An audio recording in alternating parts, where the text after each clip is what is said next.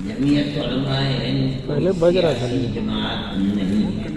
بولو اس چیز کو آپ سمجھیں کہ ہمارا سیاست اور الیکشن سے کوئی تعلق نہیں ہے۔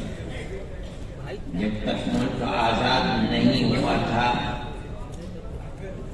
اس وقت تک ملک کی آزادی کے لیے ہم نے کانگریس سے شانہ بشانہ نہیں بلکہ آگے بڑھ چڑھ کر ملک کی آزادی کے لیے قربانیاں دی۔ میں جانتا ہوں اس تاریخ کو کہ ملک کی آزادی سے پہلے یہی اب وہ جھارکھنڈ کا حصہ ہوگا، ایک ہی میدان میں ایک طرف جمعیت علماء کا جلسہ اور دوسری طرف اسی میدان میں کانگریس کا جلسہ۔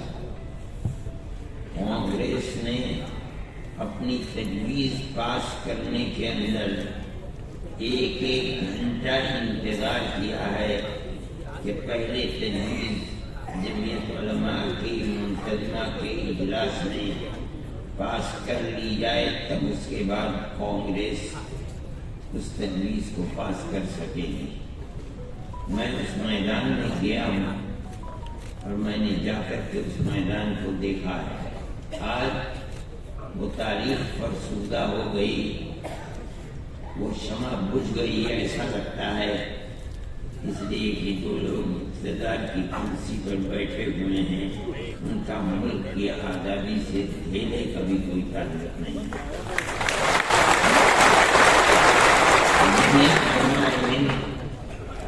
اپنی اس بڑی قیمتی تاریخ کے ساتھ زندہ ہے۔ ملک کی آزادی کے بعد کلکتے کے اجلاس میں اس نے فیصلہ کیا کہ ملک آزاد ہو گیا، اب ہمارا سیاست سے کوئی تعلق نہیں ہے، ہم ملک کے اقتدار میں اپنی حصہ داری نہیں۔ ارے بھائی اس پہ لینس پہ آ رہا ہے۔ چنانچہ انہوں نے فوراً جس طرح سوتا ہوا آدمی کروٹ بدلتا ہے اس طرح اعلان کر دیا کہ آج سے جماعت خالص مذہبی جماعت ہے، ہمارا ملک کے اقتدار اور سیاست سے دھیلے برابر کا کوئی تعلق نہیں ہے۔ جماعت اس وقت سے مسلمان خالص مسلمان ہی نہیں بلکہ پریشان مسلمانوں کے مسائل سے دلچسپی رکھتی ہے، ان کو لے کر چلتی ہے، لیکن الیکشن لڑانا، کرسی اقتدار پر پہنچنے کی کوشش کرنا، جمعیت علماء کا اس سے کوئی لینا دینا نہیں، کوئی تعلق۔ اسی بنیاد پر اگر ہمارا کسی پارٹی سے تعلق ہوتا تو ہم اس پارٹی کے کمزور پہلوؤں کے اوپر گفتگو نہیں کر سکتے تھے، اس لیے کہ ہماری پارٹی کی جمعیت علماء کا کردار رہا ہے کہ کسی بھی پارٹی کی حکومت ہو، اگر کانگریسی کی حکومت ہے جس سے 2 قدم آگے بڑھ کر ہم نے ملک کی آزادی کے لیے کام کیا ہے، اگر اس کی سیاست بھی ہماری نظر میں سیکولرزم کے خلاف ہے تو ہم نے اس کے خلاف بھی تنقید ہی نہیں بلکہ جیل بھرو تحریک بھی چلائی ہے۔ یہ جمعیت علماء کا کردار ہے اور ہمیشہ جمعیت علماء نے اس کردار کی حفاظت کی ہے اور ہم اسی کردار کے اوپر قائم ہیں، چاہے حکومت کسی کی ہو، چاہے کوئی بھی اقتدار کی کرسی پر آئے۔ ہمیں یہ حق پہنچتا ہے کہ ہم نے ملک کی آزادی کے لیے اور سیکولرزم کے لیے وہ بنیادی اپنی طاقت کا استعمال کیا ہے کہ کوئی دوسرا اس کو چیلنج نہیں کر سکتا۔ شاید نہیں جاؤ جانتے جاؤ جاؤ جاؤ جاؤ ملک آزاد ہوا، لیکن ہم اس کو بدقسمتی سمجھتے ہیں کہ ملک آزادی کے ساتھ ساتھ تقسیم بھی ہو گیا۔ ہم تقسیم کے مخالف تھے۔ جو لوگ تقسیم کو ملک کے لیے ضروری سمجھتے تھے، ہمارے اکابر نے اور جمعیت علماء نے ان کی کبھی پرواہ نہیں کی۔ انہوں نے ہمارے گلوں کے اندر جوتوں کے ہار ڈال دیے، ہمارے اوپر حملے کیے، ہمارے اکابر کی پگڑیوں کو اچھالا، ان کی ٹوپی کو اپنے جوتوں سے روندا۔ لیکن ان تمام حالات کے ہوتے ہوئے جمعیت علماء جس چیز کو غلط سمجھتی تھی اس کو غلط ہی کہا، اس نے کبھی اس کے خلاف نہیں۔ لیکن یہ خدا کا فیصلہ ہے، زمین و آسمان کی حکومت اسی ایک اللہ کی ہے۔ آج تو میں کہتا ہوں کہ اس ایک اللہ ایک قوم کی حکومت ہے، ایک ایشور کی حکومت ہے، ایک خدا کی حکومت ہے، ایک گاڈ کی حکومت ہے۔ وہ جیسے چاہتا ہے ویسے کرتا ہے۔ اس نے ملک کی تقسیم کا فیصلہ کیا، ملک تقسیم ہو گیا۔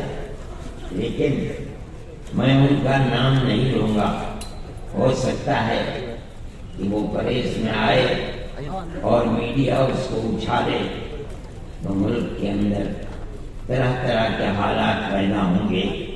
ایک ملک کے بڑے لیڈر تھے جنہوں نے ایڑی چوٹی کا زور لگایا کہ ہندوستان کا دستور سیکولر دستور نہیں رہے گا۔ جمعیت علماء ہند اس کی مخالف تھی۔ آج سے نہیں، ملک کی آزادی سے پہلے ہمارے پاس وہ خطوط موجود ہیں۔ جیسے جیسے ملک آزادی کے قریب ہوتا رہتا تھا اور یہ نظر آ رہا تھا کہ ہندوستان اب آزاد ہونے والا ہے، جمعیت علماء ہند کے لیڈر، منتظمہ، ورکنگ کمیٹی، صدر مفتی کفایت اللہ صاحب مرحوم برابر کانگریس کے پاس خطوط لکھتے تھے کہ ہمیں یہ یقین دلاؤ کہ ملک آزاد ہوگا تو ملک کا دستور سیکولر دستور ہوگا۔ اور کانگریس ورکنگ کمیٹیوں کی وہ تجاویز، ہمارے خطوط کے جوابات بھی ہمارے پاس محفوظ ہیں، اور میں نے ایک مرتبہ وہ سونیا جی کو بھیجے بھی تھے۔ برابر کانگریس کا صدر ورکنگ کمیٹی کی ان تجاویز کو ہمارے پاس بھیجتا تھا، یقین دلاتا تھا کہ ملک آزاد ہوگا تو ملک کا دستور سیکولر دستور بنے گا۔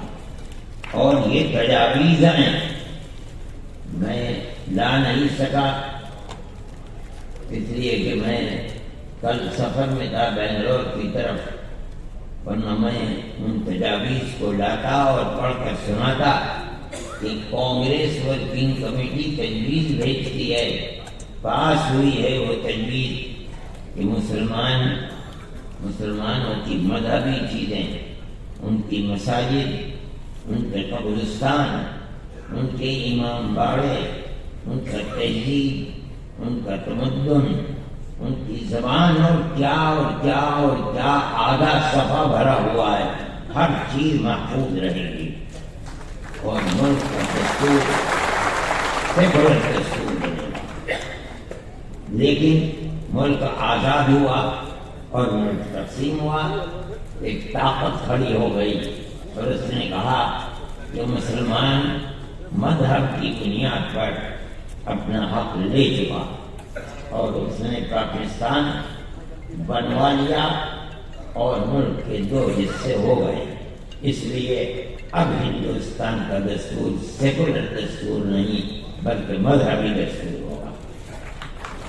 جمعیت علماء ہند وہ تنہا ایک جماعت تھی جس نے گاندھی جی کو پکڑا، جواہر لال نہرو کو پکڑا اور کہا کہ آپ نے جو ورکنگ کمیٹی کی یہ تجاویز ہیں یہ ہمارے سامنے موجود ہیں، جو ہم نے آپ کو خط لکھے ہیں وہ یہ خط ہیں، اور جو آپ نے ہمیں ورکنگ کمیٹیوں کی تجویزیں بھیجی ہیں کہ ملک آزادی کے بعد دستور سیکولر دستور ہوگا، وہ یہ آپ کی تجاویز ہیں۔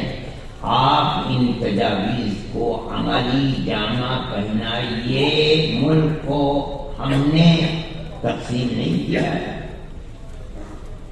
ہم نے تو اپنے گلوں کے اندر جوتوں کے ہار ہماری قوم نے ڈالے ہیں، ہم نے اس کی پرواہ نہیں کی۔ ہماری پگڑیاں اچھالی گئی ہیں، ہم نے اس کی پرواہ نہیں کی۔ ہم جس جگہ کھڑے تھے آج بھی اسی جگہ کھڑے ہیں کہ ملک تقسیم نہیں ہونا چاہیے۔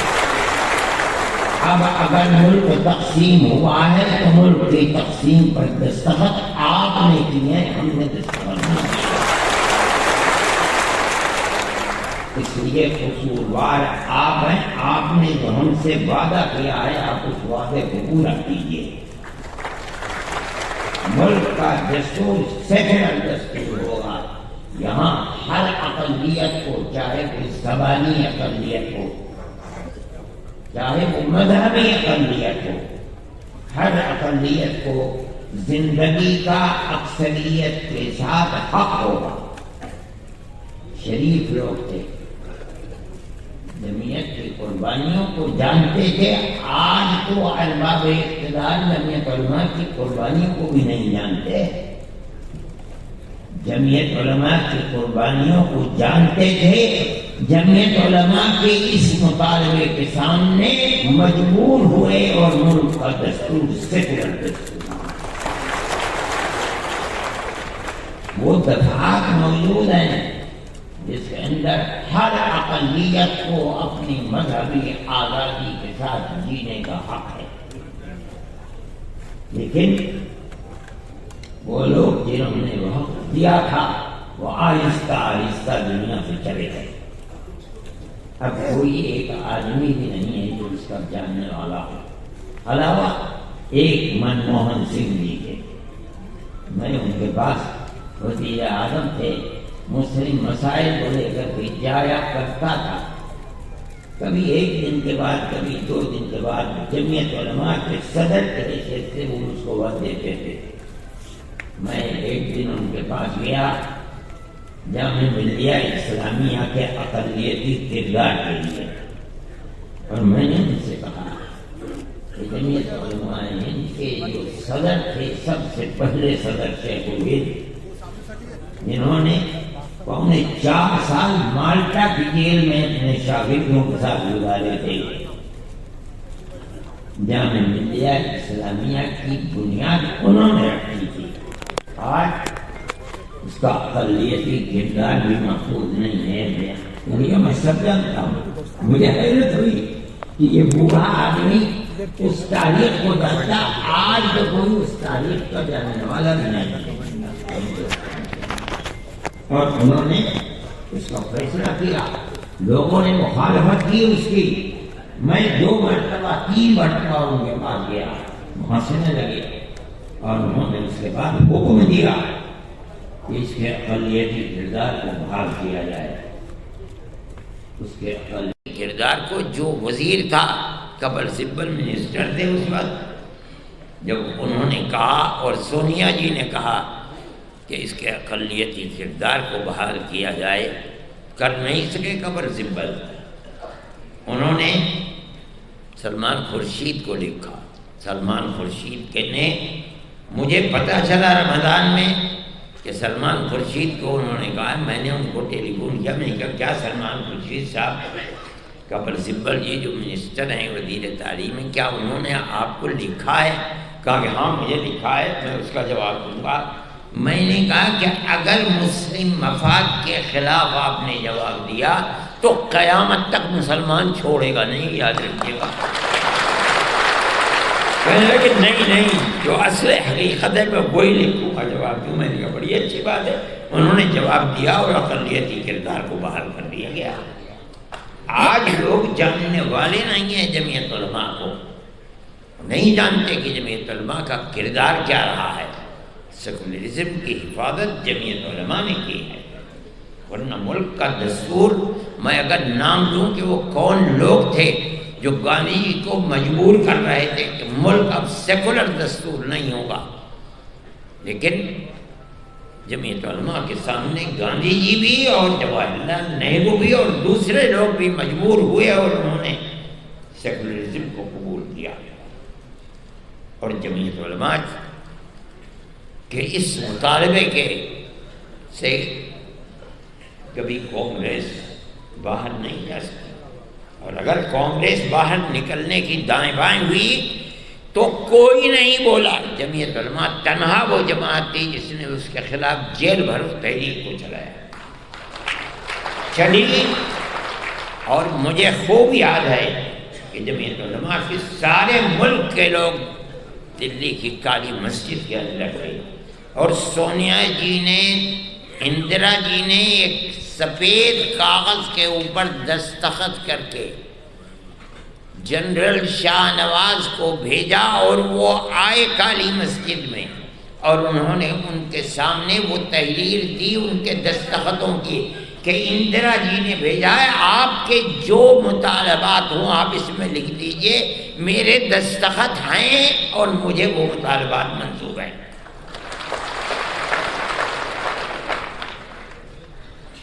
اس تحریک کو ان کے اس وعدے کے اوپر ختم کر دیا گیا۔ یہ دوسری تحریک تھی جو چلی تھی، یہ جمعیت علماء کا تعلق تھا۔ آج لوگ جانتے بھی نہیں کہ جمعیت علماء نے کیا کیا ہے، ان کا خود کوئی کردار نہیں، وہ جمعیت علماء کے کردار کو کیا جانیں گے۔ میرے بھائی، آج اس سیکولرزم کو ختم کرنے کی بات کی جا رہی ہے۔ میں یہ سمجھتا ہوں کہ اس ملک کو بربادی کی طرف لے کر کے چل رہے ہیں۔ وہ اگر یہ سمجھتے ہیں کہ سیکولرزم صرف ان کے دو کھٹکتے ہیں، ان کو سب سے پہلے مسلمان اور دوسرے درجے کے اندر عیسائیت۔ ہم جس سیکولرزم کو لے کر چلتے ہیں، ہم یہ کہتے ہیں کہ تنہا مسلمان نہیں، ہر اقلیت، چاہے وہ عیسائیت ہو، چاہے ملک کے اندر براہ نام یہودیت ہو، یا کوئی بھی اقلیت ہے، جب ملک آزادی کے وقت اس کا دستور سیکولر دستور ہے، وہ سیکولر دستور رہے گا۔ اور اگر آپ سیکولر دستور کو ختم کر کے یہ چاہیں گے کہ ملک کو سلامتی کے ساتھ لے کر چلیں، ملک سلامتی کے ساتھ نہیں چل پائے گا۔ یہ 25-30 کروڑ کی مسلم اور عیسائی اقلیت کے ہوتے ہوئے آپ یہ چاہتے ہیں کہ ملک کے اندر امن برقرار رہے گا اور ان کو زندگی کا حق نہیں دیا جائے گا، دستور میں ان کا کوئی مقام نہیں ہوگا؟ نہیں ہو سکتا۔ آج آپ کے ہاتھ میں طاقت ہے، آپ یہ سمجھتے ہیں کہ جس مسجد کو چاہیں آپ لے لیں، جس طرح چاہے لے لیں۔ آپ نے جس مسجد کو لیا ہے وہاں بھی ٹھوکر کھائی ہے۔ ہم جانتے ہیں جمعیت علماء نے اس کے کیس کو لڑا ہے۔ جس دن سے مسئلہ چل رہا ہے سن 51-52 سے، اس وقت سے لے کر آج تک اس کے کیس کو جمعیت علماء لڑتی رہی ہے۔ ہم نے کتنے کروڑ روپیہ اس کے اوپر لوور کورٹ، ہائی کورٹ اور سپریم کورٹ کے اندر خرچ کر دیا۔ ہمارا کوئی پیسہ نہیں تھا، قوم نے دیا، ہم نے اس کو خرچ کیا، اور ہم برابر لڑتے رہے۔ مسئلہ کیا تھا لڑائی کا؟ مسئلہ آپ سمجھیے، ہم لڑنے والے ہیں، ہم جانتے ہیں۔ مسئلہ یہ تھا کہ جس جگہ بابری مسجد بنی ہے وہ مسجد کی اپنی جگہ ہے، یا یہ رام جنم بھومی ہے، یہاں رام کا مندر تھا، بابر نے اس مندر کو توڑ کر یہاں مسجد بنائی ہے۔ مسئلہ یہ تھا، اسی مسئلے کے اوپر لڑائی ہم لڑ رہے تھے۔ آپ کو یاد ہوگا کہ آثار قدیمہ نے اس کی کھدائی کروائی تاکہ مندر کے باقیات نیچے سے نکلتے ہیں، نہیں نکلتے، باقیات نہیں نکلے، کوئی پتھر نہیں نکلا، کوئی ستون نہیں نکلا، اور آثار قدیمہ نے اس کے اندر کامیابی حاصل نہیں کی۔ اب آپ دیکھیے، ملک کی سب سے بڑی سپریم کورٹ عدالت ہے، وہ عدالت اپنے فیصلے میں کیا کہتی ہے؟ اس فیصلے میں عدالت نے کہا ہے کہ مسجد اپنی جگہ ہے، کسی مندر کو گرا کر مسجد نہیں بنائی گئی، ختم ہو گیا۔ ہمارا جو مقدمہ 50-70 سال سے چل رہا تھا، ہم اس مقدمے کے اندر کامیاب ہیں کہ بابر نے اپنی جگہ مسجد بنائی ہے، مندر توڑ کر مسجد نہیں بنی۔ ہم مسلمان ہیں، ہم جانتے ہیں کہ اگر کسی دوسری جگہ کے اوپر مندر توڑ کر مسجد بنائی جاتی، وہ مسجد نہیں ہے۔ مسجد وہ ہے جو مسجد کی جگہ ہے اور اس جگہ کو وقف کیا گیا ہے۔ ہم تو اس مقدمے کے اندر کامیاب ہیں۔ جب یہ کہہ دیا گیا کہ مسجد اپنی جگہ بنی ہے، مندر کو توڑ کر مسجد نہیں بنی۔ دوسرا فیصلہ کیا ہے کہ جنہوں نے اندر گھس کر مورتیاں رکھی ہیں وہ مجرم ہیں، انہوں نے غلط کیا، مسئلہ ختم ہو گیا۔ جب سننے والے سن رہے تھے فیصلے کو، تیسرا فیصلہ اپنی جگہ کے اوپر تھا کہ یہ مسجد کی جگہ ہے، لیکن یہ الگ بات ہے کہ فیصلہ یہ دے دیا گیا کہ لیکن ہم یہ جگہ ہندوؤں کو دیتے ہیں۔ ٹھیک ہے، آپ نے دے دی، ہم اپنے مقدمے کے اندر کامیاب ہیں۔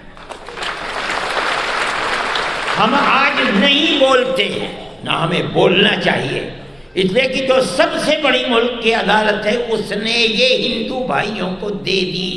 ہم نہیں بولتے، ہم 1000 دفعے کہہ چکے تھے کہ یہ آخری ہماری لڑائی ہے۔ سپریم کورٹ ہمارا سپریم کورٹ ہے، ہم اس ملک کے رہنے والے ہیں۔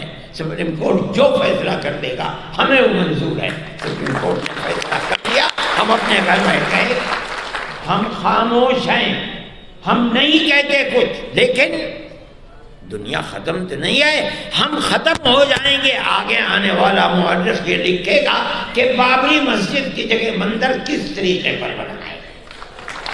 ہم نہیں بولتے، لیکن کیا آنے والی دنیا خاموش ہو جائے گی؟ میرے بھائی، یہ تو دنیا کے حالات ہیں، کل کوئی اور تھا، آج کوئی اور ہے۔ اگر ہم یہ سمجھتے ہیں کہ ارشد ہمیشہ زندہ رہے گا تو پاگل ہے، مرے گا، میری جگہ کوئی دوسرا یہاں اسی طرح آنا جانا لگا ہوا ہے۔ ایسی ذات جو ہمیشہ سے ہے، ہمیشہ رہے گی۔ میں کہتا ہوں وہ اوم ہے، یعنی اللہ۔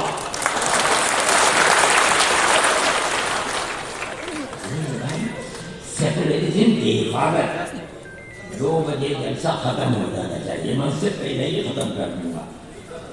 میرے بھائی، جمعیت علماء کا اپنا ایک کردار ہے۔ ہم اس سیکولر دستور کے محافظ ہیں۔ ہم سمجھتے ہیں کہ صرف زبانی نہیں کہ دنیا میں جا کر کے سیکولرزم کا ڈھنڈورا پیٹا جائے اور ملک کے اندر مسلمانوں کی 600 سال پرانی مسجدوں کو گرا کر کے وہاں مندر بنایا جائے، یہ سیکولرزم نہیں ہے، یہ ڈھول کا بول ہے۔ آپ کی پارلیمنٹ فیصلہ کر چکی ہے آج سے تقریباً 30-32 سال پہلے کہ جو مسجد جہاں جو مذہبی عبادت گاہ بنی ہوئی ہے سن 47 میں، اس عبادت گاہ کو اسی حال میں رہنے دیا جائے گا۔ آج آپ یہ کہتے ہیں کہ نہیں، بنارس کی مسجد کو توڑ دو، وہ ہماری ہے، مٹھڑا کی مسجد کو توڑ دو۔ آپ کے کردار کا اور پارلیمنٹ کا کیا اعتبار ہے یہ بتائیے؟ کیا چیز ہے پارلیمنٹ؟ قانون کو بناتی ہے، آپ اس قانون کو ٹھوکر مار دیتے ہیں۔ آپ جو قانون آج بنا رہے ہیں کل کو دوسرا رو کر مار دے گا. یہ تو آپ نے ایک ریت اور رواج کر دیا, ہمیں کوئی غلط نہیں, اور حکومت خاموش بیٹھی ہوئی ہے. میرے بھائی, جمعیت علماء حکومت کا لحاظ کرتی ہے, جن کو حکومت ہے, ہمارے ملک کے عوام نے ان کو بیٹھایا ہے, ہمارے ملک کی اکثریت نے دستور کے مطابق ان کو ووٹ دیا ہے, ہم نے ووٹ دے کر کے انہیں بیٹھایا ہے. ہم یہ سمجھتے ہیں کہ ان کو ملک کے دستور کے اندر اس طریقے کی تشریح جس سے ملک کے ایک بہت بڑے طبقہ 20-25 کروڑ لوگوں کے حقوق کو آپ ٹھوکر مار رہے ہیں, ملک اس طرح امن و امان کے ساتھ نہیں چل پائے. اور اس کے نتیجے کے اندر ملک کی جو صورتحال ہے, آپ اپنی زبان سے کہتے رہیں کہ ملک ترقی کر رہا ہے اور ساری دنیا کے اندر ترقی کا ڈھڈورا پٹ رہا ہے, مگر ملک کے عوام کی جو صورتحال ہے اور فقر اور بے کسی کی جس طریقے پر پورے ہندوستان کے اندر کیفیت ہے, آپ اس کو دیکھ لیجئے. میں اپنی زبان سے کچھ نہیں کہتا ہوں, میں ایک مذہبی آدمی ہوں, میرا اپنا ایمان اور یقین ہے کہ اللہ جو چاہتا ہے وہ کرتا ہے, یعنی ایشور جو چاہتا ہے وہ کرتا ہے, یعنی اوم جو چاہتا ہے وہ کرتا ہے. آج آپ کر رہے ہیں یہ کہ کر دیجئے, کل کو حالات بدلیں گے دنیا کے اندر, میں زندہ ہوں, میں بھی مر جاؤں گا اور دنیا کا ہر آدمی مر جائے گا, دوسرا آئے گا اپنے خاص ذہن کے ساتھ آئے گا. حالات کیا ہوتے ہیں ان کو آج نہ میں جانتا ہوں نہ کوئی جانتا ہے, اللہ جانتا ہے, اور ان کے سوا کوئی. میرے بھائی, ہم یہ سمجھتے ہیں کہ امن و امان کو پکڑنا چاہیے. میں مسلمانوں سے یہ کہتا ہوں کہ آج کی حکومتیں جو کچھ کر رہی ہیں اس سے فرقہ پرستی اور آپس میں نفرت اس طریقے پر ابھر رہی ہے کہ نہیں کہا جا سکتا کہ کل کو کیا ہوگا. میں جمعیت علماء کے ہر ورکر سے یہ بات کہتا ہوں کہ آپس میں پیار و محبت کو پیدا کرو. اس کا یہ مطلب نہیں ہے کہ مسلمان سے پیار نہیں, اس ملک کے ہر رہنے والے سے محبت کرو. اپنے دکھ میں سکھ میں انہیں شریک کرو, ان کے دکھ اور سکھ کے اندر تم شریک ہو.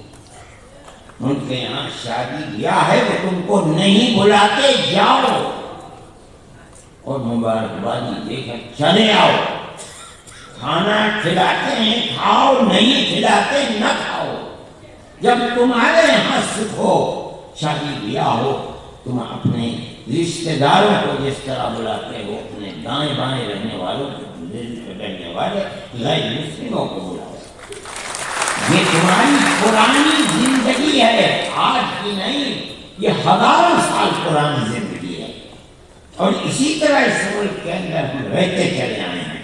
دنیا کے کسی ملک کے اندر مسلمان اور غیر مسلم کو اس طرح جیسے اس ملک میں رہتے ہیں نہیں رہنے دیتے. دیکھو گاؤں کے اندر رہتے ہیں, اگر ان سے پوچھو کہ مسلمان کب سے آباد ہے, نہ مسلمان جانتا ہے کہ اس کی تاریخ کیا ہے, نہ ہندو جانتا ہے کہ اس کی تاریخ کیا ہے. اس پیار و محبت کے اندر شریک ہے, لیکن آج کی سیاست کی پیار و محبت کی سیاست نہیں ہے.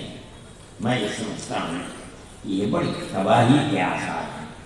آپ کو جمعیت علماء کے ورکر ہونے کی حیثیت سے آپ کو اس سلسلے میں قدم بڑھانا چاہیے. میں مدرسے والوں سے کہتا ہوں, صحیح ہے آپ کا مدرسہ مذہبی مدرسہ ہے, لیکن یاد رکھیے رسول اللہ صلی اللہ علیہ وسلم جن کی زندگی کو لوگ جانتے نہیں اور خاص طریقے کے اوپر برادران وطن نہیں جانتے, غیر مسلموں کے ساتھ اٹھنا بیٹھنا رہنا سہنا آپ کی زندگی تھی.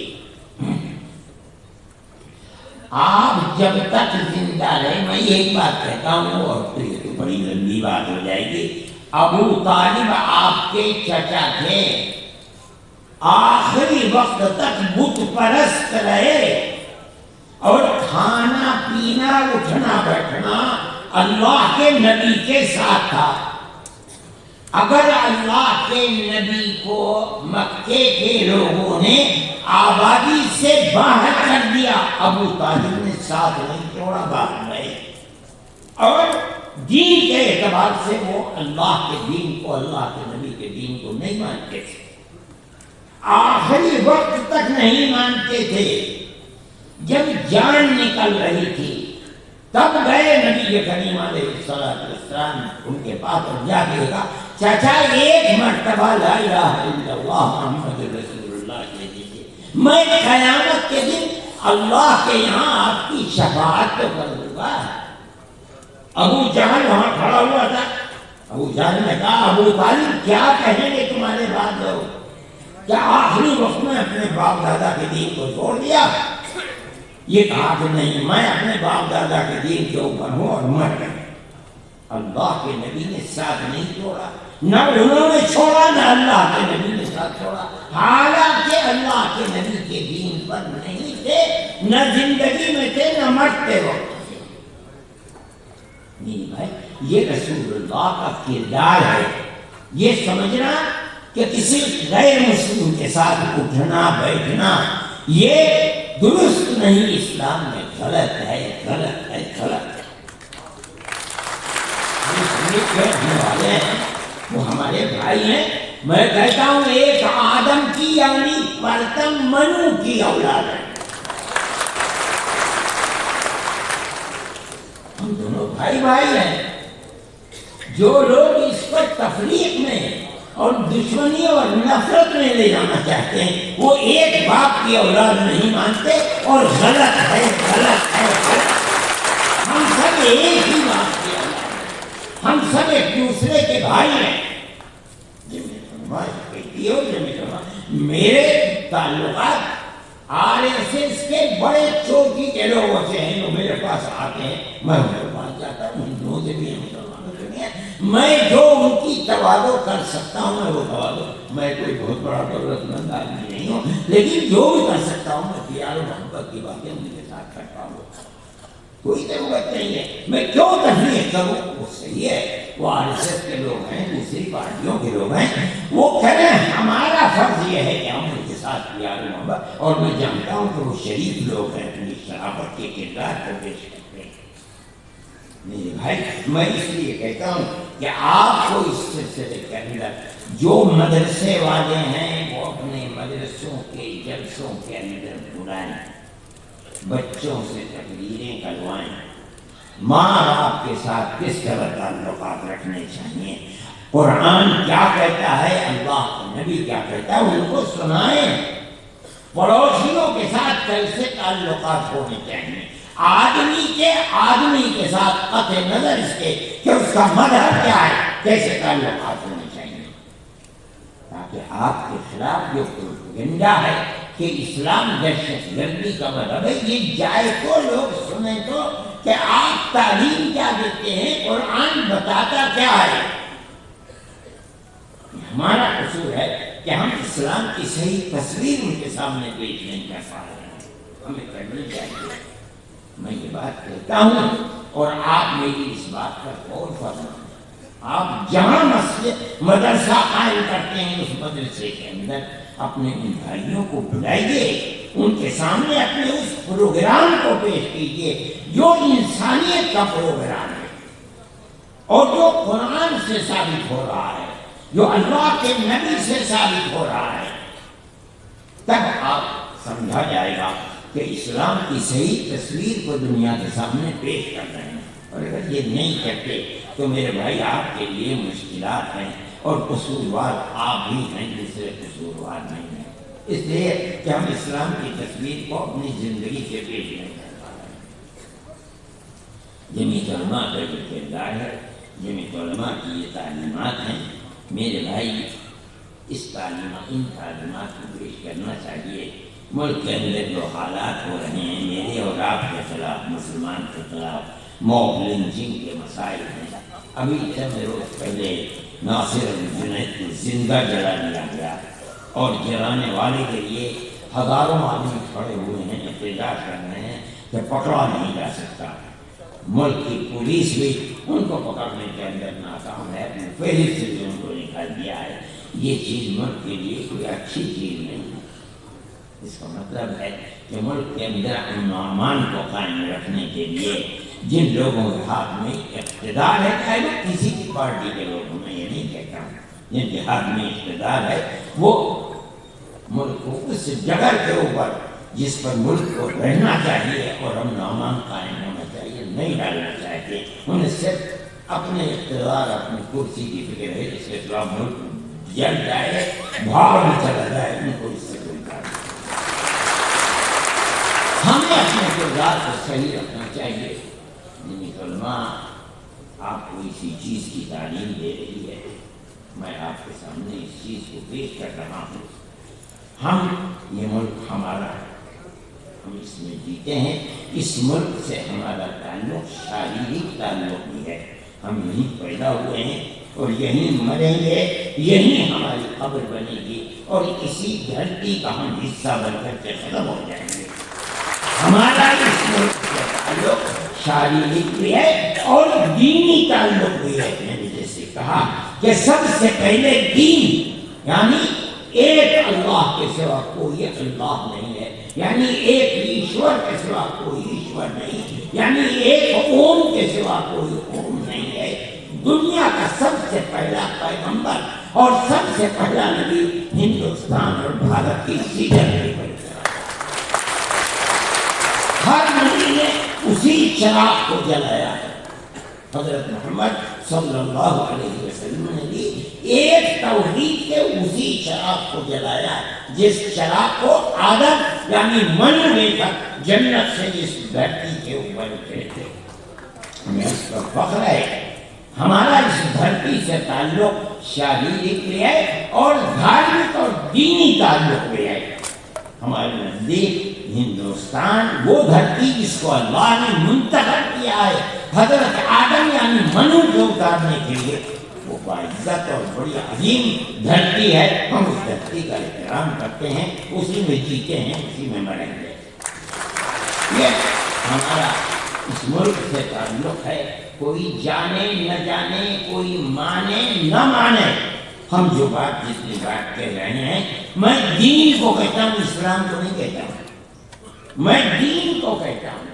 عقیدہ اللہ ایک ہے، اس کا کوئی شریک نہیں ہے۔ سب سے پہلے جس آدمی نے دنیا میں آ کر کے اس چیز کو دنیا کے سامنے یعنی اپنی اولاد کے سامنے رکھا ہے، وہ اسی دھرتی کے اوپر تھا۔ جس طرح اللہ نے آخری نبی کے لیے عرب کی دھرتی کا انتخاب کیا، سب سے پہلے نبی کے لیے بھارت کی دھرتی کا ہمارا ہے۔ کوئی نہیں مانتا نہ مانے، ہماری اس بات کے مقابلے میں کوئی بات پیش کر کے دیکھے، بتائے کسی کو منو سے اختلاف چھوڑ دیجیے، مانو پہنچے، مجھے یہ بتائیے کہ آسمان سے جنت سے اترنے والا پہلا آدمی ہے کون؟ جس کی اولاد منوش ہے، آدمی جس کی اولاد ہے۔ آپ برہما کو بولتے ہیں برہما، میں یہ کہتا ہوں کہ سب سے پہلا آدمی اترا ہے، وہ عبادت کس کی کرتا تھا؟ ایک قوم کی، یعنی ایک اللہ کی عبادت کرتا۔ ہم بھی اسی ایک اللہ کی عبادت، کوئی شریک اللہ کا نہیں ہے، لا الہ الا اللہ۔ اس لیے میرے بھائی یہ ہمارا عقیدہ ہے، ہم کسی کے عقیدے کو برا نہیں کرتے، نہ ہمیں کہنے کا حق ہے۔ جو آدمی اس مذہب کو اچھا سمجھتا ہے اس مذہب کو اپنائے۔ ہمیں ایک توحید، ایک ایشورواد، ایک اللہ، ہم یہ سمجھتے ہیں ہماری نجات اسی کے اندر ہے۔ ہم مرتے دم تک اللہ سے بھیک مانگتے ہیں، اے اللہ ہماری زندگی بھی توحید کے اوپر رکھ، ہماری موت بھی توحید کے اوپر رکھ۔ ہم کسی پر اعتراض نہیں کرتے۔ وہ یہ سمجھتا ہے کہ ہم کسی دوسرے دھرم والے کے اوپر اعتراض کرتے ہیں، نہیں نہیں نہیں، ہمارا ایک مذہب ہے، ہمارا اس دھرتی سے تعلق ہے، اور ایسا تعلق ہے یا عرب سے تعلق ہے یا ہندوستان سے تعلق، اور کہاں جائیں گے؟ یہی ہمارے پوروج ہیں۔